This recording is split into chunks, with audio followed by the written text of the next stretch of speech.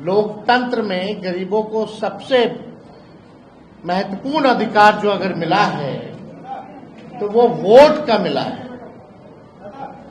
और लालू जी हमेशा कहते हैं वोट का राज मतलब छोट का राज, और उस अधिकार को भाजपा और नीतीश जी जो वंचित, शोषित, जो back bencher of the society जो है, जो समाज के अंतिम पैदान पे खड़ा व्यक्ति या समाज परिवार है, उसके अधिकार को ये लोग छीनना चाहते हैं। अब ये सवाल खड़ा होता है कि 22 वर्षों के बाद विशेष गहन पुनरीक्षण जैसी बड़ी एक्सरसाइज की क्या जरूरत आ पड़ी? क्या गिनती के दिनों में ये करना संभव है, जबकि विशेष गहन पुनरीक्षण में 22 वर्ष पहले जो हुआ था, 22 वर्ष पहले उसमें लगभग 2 साल लगे थे जो अंतिम हुआ था। तो अब केवल बिहार में होगा, देश के और किसी राज्य में नहीं होगा, केवल बिहार में होगा। और क्या जो पिछले बार 2 वर्ष लगे थे, तो क्या ये पॉसिबल है कि आप 25 दिन में इसको पूरा कर लें? इन्होंने जो डॉक्यूमेंट्स मांगे हैं, आधार कार्ड को नहीं मानते हैं, मनरेगा कार्ड को नहीं मानते हैं, ये लोग इसको वैध नहीं मान रहे। बिहार में हम दावे के साथ कह सकते हैं सबके पास आधार कार्ड भी नहीं बना होगा, गरीबों के पास आधार कार्ड भी नहीं बना होगा, लेकिन ये आधार कार्ड को भी नहीं मान रहे हैं। अब इसमें कौन कौन सा डॉक्यूमेंट लगेगा हम आपको बताएंगे,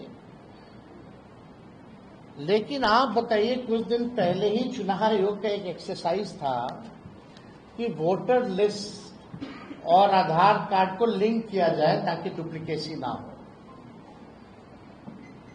तो आप आधार कार्ड को क्यों नहीं मान रहे इसमें? ये तो बड़ा गंभीर सवाल पैदा करता है। ये आरएसएस, बीजेपी के लोग गरीबों, वंचितों के मतदान का अधिकार समाप्त करना चाहते हैं। और आज भी आरएसएस के एक बड़े नेता ने संविधान बदलने की बात की है। आज एक आरएसएस के नेता ने संविधान को भी बदलने की बात की है। 2024 में संपन्न लोकसभा चुनावी इसी मतदाता सूची पे हुए थे। तो लोकसभा का चुनाव वही मतदाता सूची पे हुआ है, तो बिहार का क्यों नहीं हो सकता है? बिहार में टोटल 8 करोड़ योग्य मतदाता हैं। इनमें से 59% आबादी 40 वर्ष या उससे कम आयु की है, यानी लगभग 4 करोड़ 76 लाख लोग निर्वाचन आयोग के निर्देश के अनुसार 1 जुलाई से 31 जुलाई 2025 के बीच इन 4 करोड़ 76 लाख लोगों को अपनी नागरिकता को साबित करना पड़ेगा। नागरिकता को साबित में आधार कार्ड नहीं है, मनरेगा वाला नहीं है, उसमें क्या है? अगर इन समूह को 4 करोड़ 76 लाख लोगों को 3 समूह में अगर बांटा जा सकता है, पहला समूह लगभग 4% लोग जो 39 से 40 वर्ष की आयु के हैं, इन्हें अपनी नागरिकता का दस्तावेज प्रस्तुत करना होगा। दूसरा समूह लगभग 85% लोग जो 20 से 38 वर्ष के उम्र के हैं, यानी 4 करोड़ से अधिक लोग, इन्हें अपने पिता या माता का नागरिकता साबित करना पड़ेगा, दस्तावेज प्रस्तुत करना पड़ेगा, यानी माता पिता का बर्थ सर्टिफिकेट भी आपको ला करके देना पड़ेगा, तब जाकर के आप वोटर बनिएगा। सवाल यह है कि क्या बिहार के आम नागरिक निर्वाचन आयोग द्वारा मान्य अपने माता पिता का जन्म तिथि और जन्म स्थान का प्रमाण पत्र ला सकते हैं क्या? जो हम सवाल पहले पूछ रहे। निर्वाचन आयोग द्वारा मान्य 11 दस्तावेजों में से 3 अपेक्षाकृत अधिक आम हैं: जन्म प्रमाण पत्र, मैट्रिकुलेशन प्रमाण पत्र और जातीय प्रमाण पत्र। अब आइए जन्म प्रमाण पत्र, एक इंटरेस्टिंग डेटा हम देते हैं। ये भारत सरकार का NFHS 3 का सर्वे है के अनुसार 2001 से 25 में जन्मे बच्चों में केवल 2.8% के पास जन्म प्रमाण पत्र था। ये अभी का है, उनसे पहले हमारे माता पिता का तो छोड़ दीजिए कितना परसेंट होगा कि नहीं होगा। ये तो 2001 से 25 का भारत सरकार का आंकड़ा है, जो 2001 के बाद जो जन्मे अभी 25 तक का मात्र केवल 2.8% है बर्थ सर्टिफिकेट।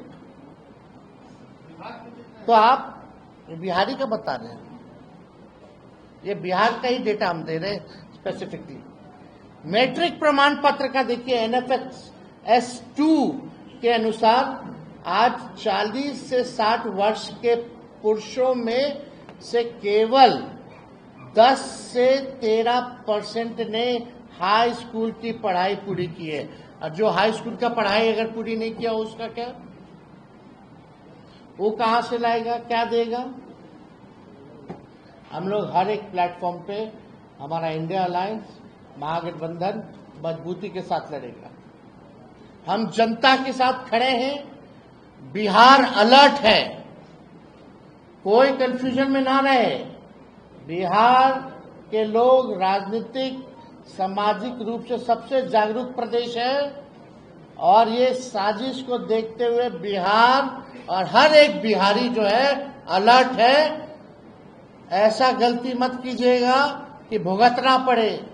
जब जनता खड़ी हो जाएगी तो अच्छे से अच्छे हिटलर जैसे तानाशाही हो या कोई हो, सबको जो है सबक सिखाने का काम किया। किसी भी कीमत पे, किसी भी कीमत पर हम चुनाव आयोग की मनमानी को हम लोग चलने नहीं देंगे। जनता तैयार है और जो अधिकारी इनके हाथों में खेलेंगे उन्हें भी जनता देखने का काम करेगी। हम निर्वाचन आयोग से पारदर्शिता की मांग करते हैं, होना चाहिए। और एक और इंटरेस्टिंग बस डेटा हम देना चाहेंगे। अभी हम लोगों ने 17 महीने की जो हम लोगों की सरकार थी, हम लोगों ने जाति आधारित गणना कराया और उस जाति आधारित गणना में लोग डोर टू डोर गए, सवाल केवल पूछा, कोई डॉक्यूमेंट नहीं मांगा। उसमें लगभग 9 से 10 महीने लग गए। इसमें तो ऐसे ऐसे डॉक्यूमेंट कहां से बनवाएगा लोग, कितनों के पास है ही नहीं। और 25 दिन में कैसे पूरा हो जाएगा?